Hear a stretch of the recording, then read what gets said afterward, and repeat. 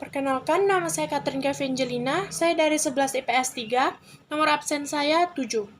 Jadi, di sini saya akan menjelaskan atau lebih tepatnya membahas tentang depresi. Sebelum kita lanjut, kita pasti sudah tidak asing dengan kata depresi, sebab banyak sudah orang yang mengenali atau sudah mengalami yang namanya depresi. Nah, depresi adalah gangguan mental yang setiap orang mempunyai atau setiap orang berpeluang untuk mengalaminya atau mengalaminya. Karena di tengah segala kesibukan, masyarakat sering tidak menghiraukan gejalanya. Nah, ketika sudah parah, mereka baru dibawa ke rumah sakit jiwa untuk diobati, segala apa. Di kota besar seperti Jakarta atau dimanapun, warganya terlalu sibuk untuk mencari penghidupan. Sehingga jarang dari mereka tidak sadar kalau mereka sudah mengalami depresi.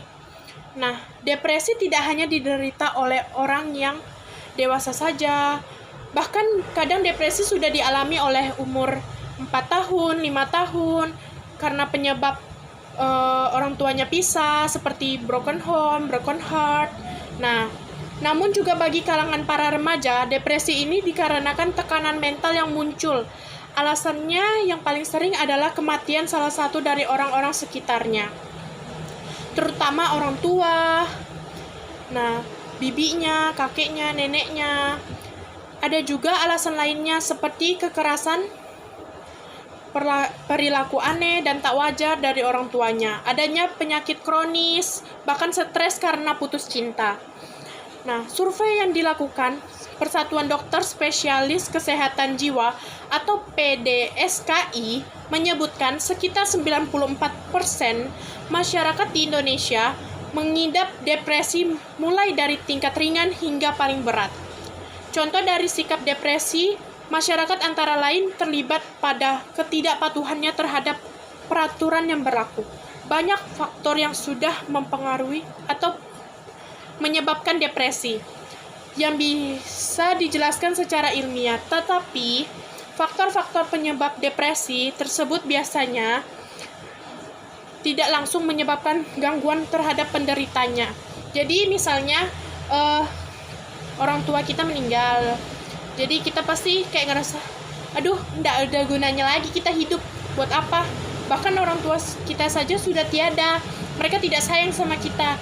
Itu sebenarnya adalah penyebab depresi juga. Jadi, buat kalian yang sekarang mungkin terkena depresi atau gimana, kalian harus kuat. Kalian harus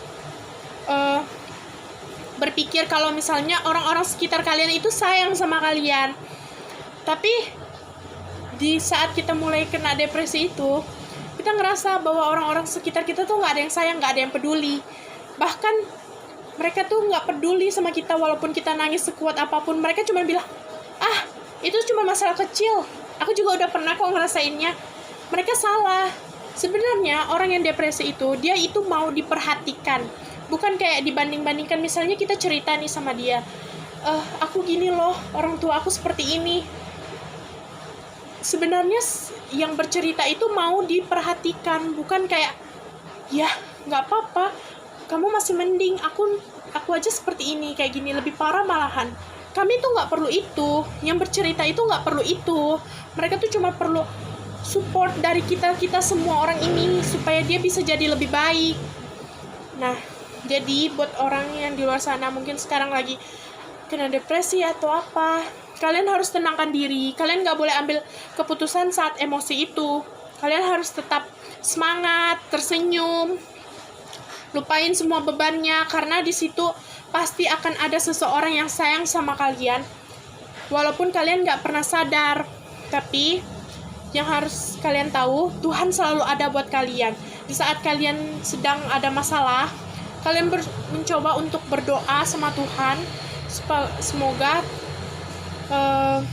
semoga masalah kalian tuh teratasi semuanya.